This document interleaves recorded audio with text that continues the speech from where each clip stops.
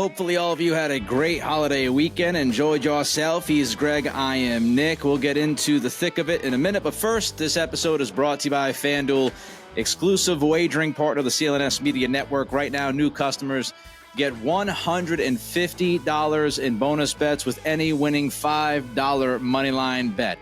Greg, let's start in your backyard at Boston Sports Journal. Mike Giardi had a report this week that Bill Belichick has expressed doubt about his future in New England to the staff at various points over the last few weeks.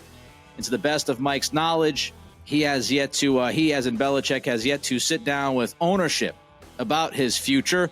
What can you tell us about the latest on Kraft and what's going on there at Gillette Stadium? So I haven't talked to Mike about his report. I'm just trying to imagine like how Belichick would, sort of do that. I guess, he might be talking, could be something related to guys having opportunities with other jobs. We saw Ross Douglas, the assistant wide receivers coach, go to Syracuse to become a coach there. It could be something, along those lines. What I could tell you is that, and just like Tom Pelissero reported and Mike, Kraft and Belichick have not spoken yet. They haven't had like a big meeting. I think, I don't know how you feel about it, but I think it's something should be broached before the season finale, not to have some sort of send off for Belichick or something like that. I just think they need to start the process. I mean, if, from what I understand, and we've talked about it, I think Belichick is going to go in on the offensive with Kraft, that he is going to anticipate that Kraft is going to be thinking or is thinking that it's time to move in a different direction, likely with, a new head coach. However, the alignment goes as far as GM and things like that. We'll have to see what Kraft has in mind. But I think Bill goes into the meeting knowing that that's the direction that Robert wants to go. Belichick is going to have a counter.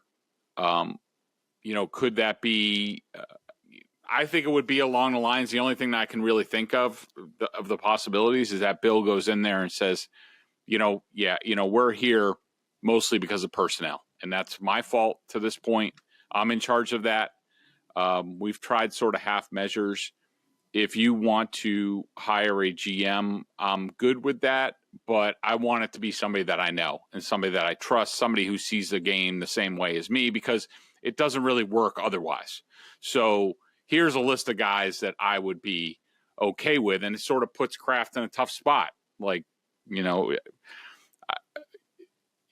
does he really want to move on from Kraft? What I could tell you is that talking to people this week, the word conflicted keeps coming up with Robert Kraft. Now, does that mean that he's second guessing things? I don't know. I can tell you that he has started the process or is in the process of talking to people about what to do about the Patriots, what to do more moving forward. It's something we talked about a month ago that we advocated for, that Robert needs to start talking to people. If it's even people just in his own backyard, like, a Josh McDaniels or a Dave Ziegler or, who are Bob Quinn, John Robinson, guys who used to be here, who were let go at other places, who aren't really doing very much, who have been around the league, take their temperature. What do you think? What do you think of Bill as a coach? What do you think about Bill as a GM? What do you think about the offense? What direction is the NFL going? How much do we have to catch up? Those sort of things. So I think those conversations are going on. But from what I understand, that I don't think Kraft has reached the ultimate conclusion on Bill. He definitely doesn't want to have to part ways with him. I think he's come to the realization that he likely has to, that he's been there for a while. But I don't know. I mean, I don't know what's going to happen at the end of the day. I think Jonathan Kraft probably is stronger. It's certainly the more emotional of the two. And I think he's probably been in the camp for a while that the Patriots need to move forward. They need a fresh restart. And whereas Kraft's a lot more sentimental, and, the Super Bowl titles, and, Brady's gone, and now Belichick's going to be gone. Like, do I really want my name on that? So Nick, I don't really, at the end of the day, I don't know what's going to happen. I still think that there are a lot of things in motion, a lot of plays to be made. Yeah, I think I talked about last week that it's like Game of Thrones behind the scenes. There's a lot of, I don't know who Littlefinger is, but I think there's a lot of things going on. FanDuel is the exclusive wagering partner of the CLNS Media Network. Right now, new customers get $150 in bonus bets with any winning $5 moneyline bet. FanDuel, official partner of the NFL. When I listened to Tom Pelissero's report over the weekend and what you just said and what you've said before, which is, could they have these conversations? Could Kraft be calling people and get ahead of this thing? It certainly feels like Kraft is getting his ducks in a row. And he's got his finger on the trigger, but he still hasn't yet fully pulled the trigger yet. But when you look at these conversations that Kraft is likely having, he's talking about the future of the organization. He's talking about moving forward. And you're not doing that unless you have your finger at least on that trigger.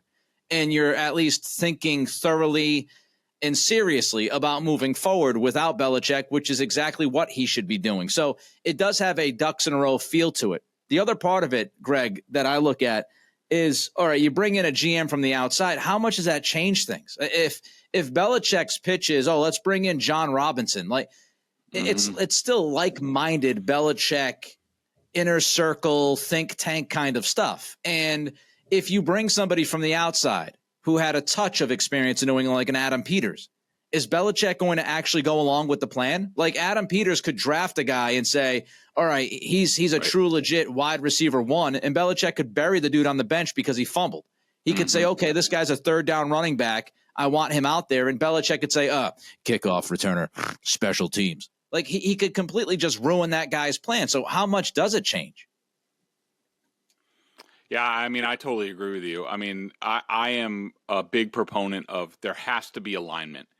And it's either one of two ways. Either, the GM is under there's a strong head coach, and the GM basically is working in tandem with the head coach to find the people that he wants. And the head coach basically at the end of the day has final say. New England's been that to a point. I mean, obviously it's Bill deciding on everything, but the other version is the strong GM who hires the head coach. And it's like, we've met, we get along, or we have some sort of background, and I'm going to pick the players. He's under my supervision, that sort of thing. I think there has to be alignment. The shotgun marriages does not work. It's what's going on with Vrabel right now in Tennessee between Vrabel and Rand Carthon. We've seen the Jets did this all the time. Like John Idzik and whoever the hell the head coach. I don't know if Ryan was there at the end of that.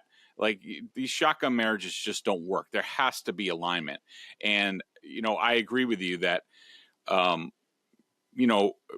Kraft at the end of the day has to think about what's best for the Patriots. And he has to look at his football team and see where are they deficient.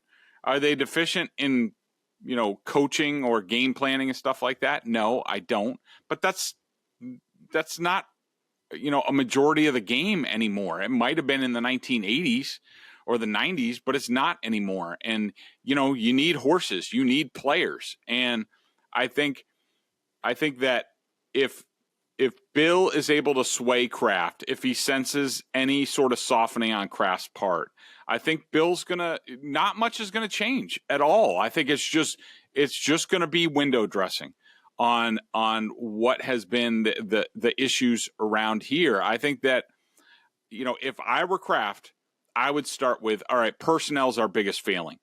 Yep. How do we rectify that? Who are the best and brightest, from the 49ers and the Chiefs and the Ravens and what have you, the Eagles, talk to the best and brightest, figure out who is the person to move forward to advance the Patriots in player evaluation, analytics, salary cap management, bring them into the modern age so that they're fighting the same fight with everybody else on the same ground. In a lot of ways, they've been behind, and that's led to this.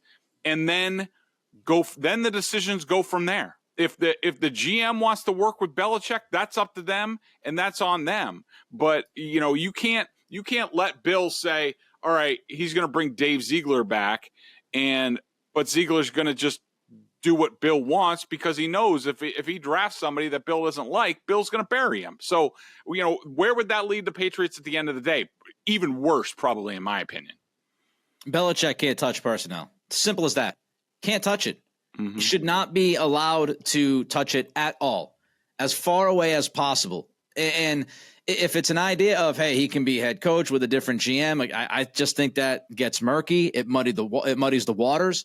Belichick has absolutely no right to call the personnel shots anymore, based off of his draft record from 2015 and on, based on the free agency decisions, even this last offseason, DeAndre Hopkins, Jacoby Myers. We've been through all of that.